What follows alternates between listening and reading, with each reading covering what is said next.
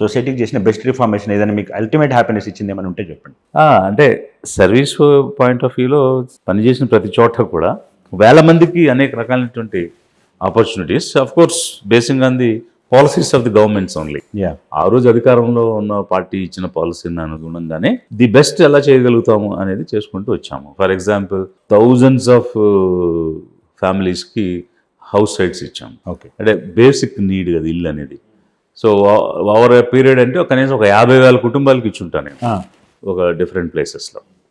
Similarly land ఇచ్చాం. Land అనే resource ఇంచుమించుగా ఒక 10,000 ఎకరాల పైన ఇచ్చుంటాను. సో అది కాకుండా ల్యాండ్ కొని ల్యాండ్లెస్ పూర్ పీపుల్కి ఇచ్చున్నాం. అది కర్నూలు జిల్లాలో చేశాను నేను.